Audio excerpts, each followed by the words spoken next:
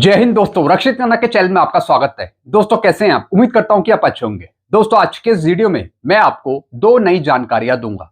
कौन सी दो जानकारियां मैं आपको देने वाला हूं? सबसे पहले मैं आपको उसकी जानकारी दे देता हूं। सबसे पहली जानकारी मैं आपको दूंगा, एनसीजेसीएम के महासचिव शिव गोपाल मिश्रा ने डीएडीआर में संशोधन करने के लिए भारत सरकार या फिर वेतन आयोग को कुछ महत्वपूर्ण सुझाव दिए। जी हां दोस्तों, सरकार ने अभी तक डीएडीआर 60% की अप्रूवल तो नहीं दी, लेकिन शिव गोपाल मिश्रा जी की तरफ से डीएडीआर में संशोधन करने के लिए वेतन आयोग को, भारत सरकार को कुछ सुझाव दिए हैं। अब दोस्तों कौन से सुझाव दिए हैं शिव गोपाल मिश्रा जी ने, इसकी जानकारी मैं आपको आगे समझाऊंगा कि अगर सरकार इन सुझावों को मान लेती है तो किस तरीके से आपको फायदा मिल सकता है। पूरी जानकारी आगे दूंगा, क्या क्या सुझाव दिए गए हैं ये मैं आपको आगे समझाऊंगा। फिर दोस्तों लास्ट इंफॉर्मेशन मैं आपको दूंगा डीएडीआर की अपडेट। जी हां दोस्तों, जैसा आपको पता है डीएडीआर की घोषणा अभी तक नहीं हुई सरकार के द्वारा। अब दोस्तों अगली कैबिनेट मीटिंग कब है, कब तक डीएडीआर की घोषणा हो सकती है? फिर दोस्तों डीएडीआर में जो देरी हो रही है उसका असर क्या आपकी पेंशन पे पड़ेगा? क्या अप्रैल की पेंशन पे पड़ेगा?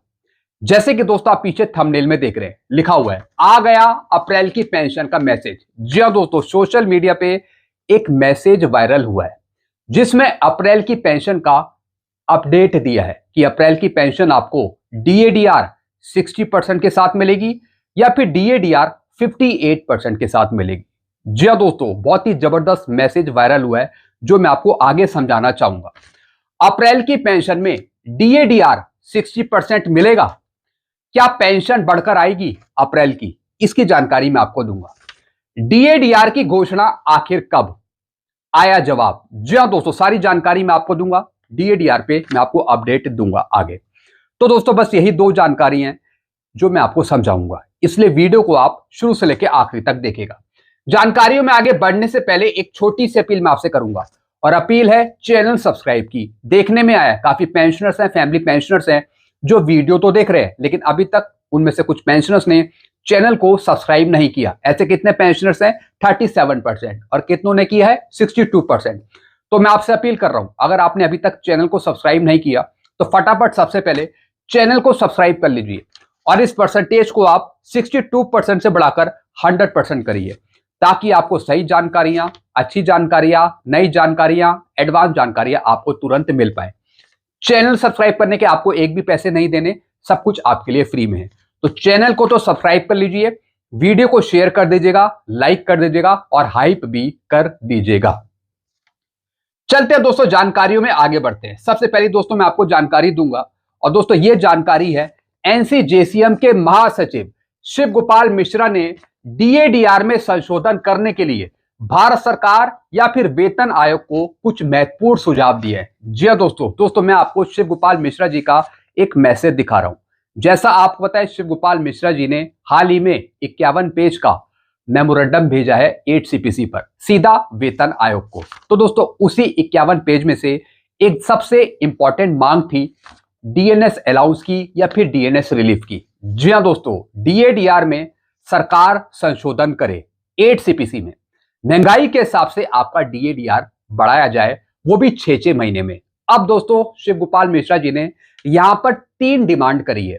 ये मैसेज इंग्लिश में लिखा हुआ है, लेकिन मैं आपको हिंदी में समझाऊंगा कि किस तरीके से शिव गोपाल मिश्रा जी ने मांग करी है डीएडीआर में संशोधन करने के लिए। अब दोस्तों यहां पे देखिए क्या लिखा है, डीए को हर 6 महीने में संशोधित किया जाना चाहिए। जी हां दोस्तों, सबसे पहली डिमांड करी है कि डीएडीआर को हर एक 6 महीने में संशोधित किया जाए महंगाई के अनुसार, यानी कि आंकड़े लिए जाए महंगाई के, उसके अनुसार हर एक 6 महीने में डीएडीआर को संशोधित किया जाए। पहली डिमांड ये करी है। फिर दूसरी डिमांड, वास्तविक उपभोग पैटर्न के आधार सूचकांक बास्केट को अपडेट किया जाए। जी हां दोस्तों, जो आंकड़े लिए जाते हैं, जो महंगाई के आंकड़े लिए जाते हैं, जिस आधार पे हमारा डीएडीआर तय होता है, तो दोस्तों जो बास्केट है, जो वस्तुओं की कीमतें हैं, उसके आधार पे बिल्कुल सही फॉर्मूला बनाया जाए डीएडीआर की कैलकुलेशन के लिए। यानी कि दोस्तों जो उपभोग पैटर्न है जिसके आधार पे सूचकांक बनाया जाता है, तो दोस्तों उस बास्केट को सुधारा जाए, सही तरीके से बनाया जाए, ताकि डीएडीआर संतुलित तरीके से बढ़ सके। तो दोस्तों दूसरी अपडेट ये दी है। फिर दोस्तों तीसरा क्या लिखा है, जब महंगाई भत्ता 25% से अधिक हो जाए तो उसे मूल वेतन में मिलाने का प्रस्ताव। जी हां दोस्तों, 25% डीएडीआर अगर क्रॉस कर गया तो फिर उसे सबसे पहले बेसिक पेंशन में, बेसिक पे में मर्ज कर दिया जाए। जी हां दोस्तों, यही डिमांड शिव गोपाल मिश्रा जी ने यहां पे करी है। We propose that 8 CPC may recommend to merge if the DADR cross 25% with basic pay and basic pension। जी हां दोस्तों, 25% डीएडीआर को भी बेसिक पेंशन में, बेसिक पे में मर्ज किया जा सकता है। अब दोस्तों अगर सरकार या फिर वेतन आयोग इनकी ये बात मान लेता है तो दोस्तों फिर आपको कैसे फायदा मिलेगा। एक छोटा सा एग्जांपल मैं आपको समझाता हूं सिपाही रैंक का, कि किस तरीके से अगर 25% डीएडीआर को मर्ज कर दिया जाए आपकी बेसिक पे में, बेसिक पेंशन में, तो किस तरीके से आपको फायदा मिल सकता है। जरा दोस्तों आप यहां पे देखिए। अब दोस्तों यहां पे मैंने सिपाही की बेसिक ली है 20,463। अगर 25% डीएडीआर बेसिक पेंशन में मर्ज कर दिया जाए तो किस तरीके से एक सिपाही की पेंशन बढ़ेगी, जरा ये देखिए। सिपाही की बेसिक है अभी 20,463, अगर आप इसका 25% करेंगे तो ये आएगा 5,116। फिर दोनों का टोटल कर देंगे, यानी 20,463 प्लस 5,116, दोनों का टोटल करेंगे तो आ जाएगा 25,579। अब दोस्तों मर्जर के बाद शेष महंगाई राहत की गणना नए बेसिक पर की जाती है। यदि कुल डीए 58% है और 25% मर्ज हो गया, जी हां दोस्तों, जैसे कि अभी आपको डीएडीआर मिल रहा है 58%, अगर 25% मर्ज कर दिया जाता है तो दोस्तों फिर कितना डिफरेंस बचता है, यह बचता है 33% का, यानी कि 58% डीए माइनस 25% डीए, तो यह आ जाएगा 33%। अब दोस्तों जो वैल्यू आई 25,579, अब इस पे लगेगा 33% डीए, तो दोस्तों ये कितना आएगा 8,441। अब दोस्तों दोनों अमाउंट को प्लस कर देंगे, यानी मर्ज करा हुआ 25,579 प्लस 8,442, राउंड ऑफ होके, तो दोस्तों टोटल पेंशन बन जाएगी एक सिपाही की मर्ज करने के बाद, 25% डीएडीआर मर्ज करने के बाद 34,021। जी हां दोस्तों, जैसे कि एक सिपाही अभी 20,463 ले रहा है, तो अगर 25% डीएडीआर को मर्ज कर दिया जाए तो दोस्तों एक सिपाही की पेंशन हो जाएगी 34,021। तो दोस्तों इस तरीके से यह फायदा देखने को मिल जाएगा। लेकिन अगर सरकार डीएडीआर 25% को मर्ज करती है, जैसे कि शिव गोपाल मिश्रा जी ने यहां पे डिमांड करी है कि अगर 25% डीएडीआर क्रॉस करता है तो उसे मर्ज कर दिया जाए बेसिक पे में, बेसिक पेंशन में, तो दोस्तों इस तरीके से फायदा मिल जाएगा एक सिपाही को। तो इसी तरीके से आप भी कैलकुलेट कर सकते हैं। तो दोस्तों पहली जानकारी ये थी कि शिव गोपाल मिश्रा जी ने क्या डिमांड करी है डीएडीआर 25% के मर्ज के बारे में, कि अगर मर्ज करा जाता है तो किस तरीके से आपको फायदा पहुंच सकता है।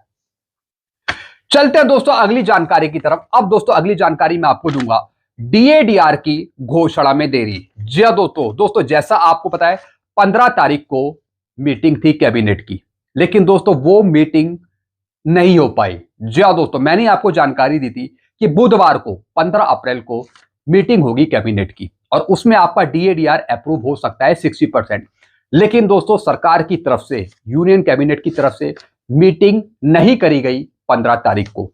अब दोस्तों अगली मीटिंग होनी है, अगली मीटिंग होगी 17 अप्रैल से 22 तारीख के बीच में। जी हां दोस्तों, इस बार सरकार ने बहुत ही लेट कर दिया है, काफी देरी कर दी है डीएडीआर की घोषणा करने में, बहुत ही टाइम लगा दिया है।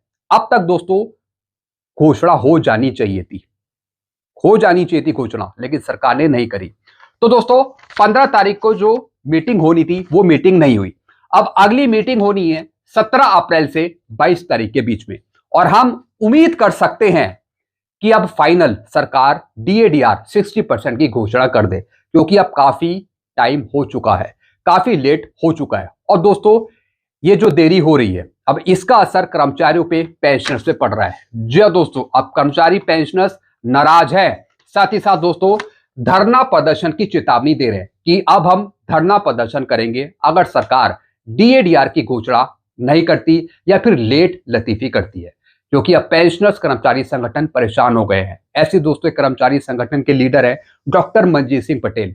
इन्होंने मैसेज किया है, पिछले 15 वर्षों में ऐसा कभी नहीं हुआ कि जनवरी से बढ़ने वाला महंगाई भत्ता 15 अप्रैल तक घोषित ना किया गया हो। आज confederation of central government employ and worker इस मुद्दे पर भारत सरकार से तत्काल फैसला लेने की अपील करने हेतु देश भर सांकेतिक प्रदर्शन कर रहा है। जी हां दोस्तों, अब दोस्तों धरना प्रदर्शन आज भी था। जी हां दोस्तों, एक खबर आ रही थी इकोनॉमी टाइम में या फिर टाइम्स ऑफ इंडिया में, जिसमें बताया गया कि महंगाई भत्ता में देरी, केंद्रीय सरकारी कर्मचारी संगठन महंगाई भत्ता में देरी के विरोध में प्रदर्शन करेगा। जी हां दोस्तों, धरना प्रदर्शन अब शुरू होगा। विरोध प्रदर्शन होगा सरकार के खिलाफ। क्यों अभी तक सरकार ने डीएडीआर की घोषणा नहीं करी? एज यूजुअली पिछले सालों की तुलना में इस बार बहुत लेट हो चुका है। अब विरोध प्रदर्शन, धरना प्रदर्शन होगा। इसी पे दोस्तों इन्होंने ये जानकारी दी है। फिर क्या लिखा है दोस्तों, इस मुद्दे पर भारत सरकार से तत्काल फैसला लेने की अपील करने हेतु देश भर सांकेतिक प्रदर्शन कर रहे हैं। संभव है कि आने वाले कल में दूसरे संगठन भी ऐसा करेंगे। इसलिए माननीय प्रधानमंत्री मोदी जी से डीए की तत्काल घोषणा के लिए पुनः अपील करती है। जी हां दोस्तों, तमाम संगठन अपील कर रहे हैं मोदी सरकार से कि जल्द से जल्द 2% की बढ़ोतरी की घोषणा करें। जो 60% डीएडीआर मिलना है जनवरी 2026 से, उसकी घोषणा करें। तो दोस्तों ये जानकारी थी विरोध प्रदर्शन के बारे में। अब दोस्तों मैं आपको जानकारी दूंगा अप्रैल की पेंशन के बारे में। जी हां दोस्तों, जो डीएडीआर में लेट लतीफी हो रही है, अब क्या उसका असर आपकी अप्रैल की पेंशन पे पड़ेगा? अप्रैल की पेंशन आपको 58% डीएडीआर के साथ मिलेगी या फिर 60% डीएडीआर के साथ? अब दोस्तों यहां पे देखिए एक मैसेज आया है। जी हां दोस्तों, अप्रैल की पेंशन का एक मैसेज आया है। ये एडवांस मैसेज नहीं है, एक ये मैसेज आया है सोशल मीडिया पे, जिसमें जानकारी दी है अप्रैल की पेंशन के बारे में। अब दोस्तों यहां पे देखिए क्या लिखा है, जरूरी सूचना हर एक के लिए। सरकार ने अभी तक डीएडीआर 60% की घोषणा नहीं करी, जिससे कर्मचारियों और पेंशन भोगियों में रोष है, यानी कि नाराज है कर्मचारी और पेंशनर्स।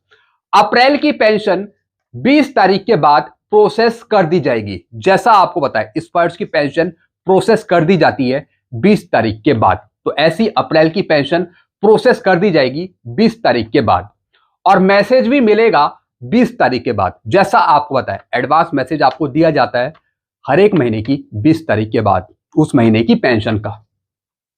डीएडीआर की घोषणा होने के बाद भी डीआर का लेटर आने में कम से कम 8 से 12 दिन लगते हैं। जी हां दोस्तों, अगर सरकार अब घोषणा कर भी दे कल, परसों या फिर अगले बुधवार को, तो दोस्तों घोषणा भले ही हो जाएगी, लेकिन डीआर का लेटर आने में, जो पेंशनर्स को डीएनएस रिलीफ दिया जाता है, उसका लेटर आने में कम से कम 8 से 10 दिन, 12 दिन लगते हैं।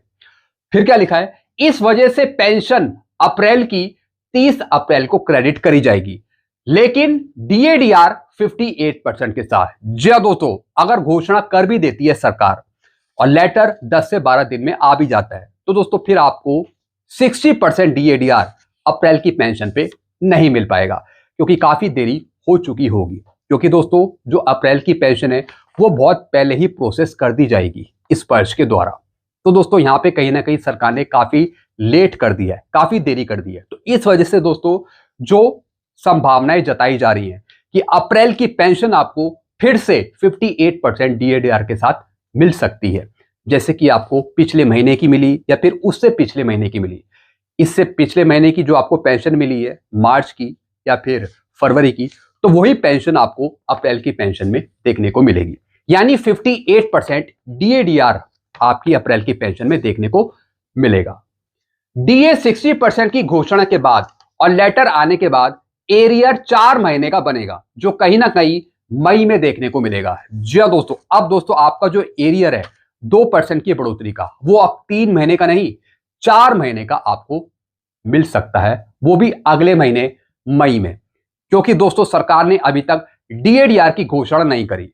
हम बात कर रहे थे कि 15 तारीख से पहले अगर सरकार घोषणा कर देती है, तब अप्रैल की पेंशन आपको 60% डीएडीआर के साथ मिल सकती है और फिर 3 महीने का एरियर भी मिल सकता है। लेकिन दोस्तों अभी तक सरकार की तरफ से कोई घोषणा नहीं करी गई है। इस वजह से जो पेंशन है अप्रैल की, वो पहले ही प्रोसेस करके 58% DADR के साथ आपको दे दी जाएगी, वो भी 30 अप्रैल को। 30 अप्रैल को आपको पेंशन मिलेगी अप्रैल की। तो दोस्तों ज्यादातर चांसेस है, मतलब 75% 85% चांसेस है कि अब आपको अप्रैल की पेंशन पुराने वाले DADR रेट के हिसाब से मिलेगी, यानी कि 58% के साथ। और जो आपका जो अब एरियर बनेगा वो बनेगा अब 4 महीने का, जनवरी फरवरी मार्च अप्रैल का 4 महीने का एरियर आपका बनेगा। लेकिन वो तभी मिलेगा जब सरकार घोषणा कर देगी और लेटर भी जारी कर दिए जाएंगे DR पे, तब उसके बाद ही आपको एरियर भी देखने को मिलेगा और बढ़ी हुई पेंशन भी देखने को मिलेगी, और वो भी मई की। जी हाँ दोस्तों, तो दोस्तों काफी लेट होने की वजह से ये सारी चीजें आपको नहीं मिल पाएंगी, ना ही पेंशन बढ़ी हुई 60% के साथ और ना ही एरियर। ये सब कुछ सरकार कर रही है। अब सरकार कब तक देगी वो सरकार ही जानती है। तो दोस्तों मैंने आपको यहाँ पे बता दिया कि जो अगली कैबिनेट मीटिंग होनी है वो होनी है दोस्तों 17 अप्रैल से 22 तारीख के बीच में। तो ये काफी देर हो गया है, 20 तारीख के बाद ही आप समझ लीजिए, तब तक तो पेंशन भी प्रोसेस हो जाती है।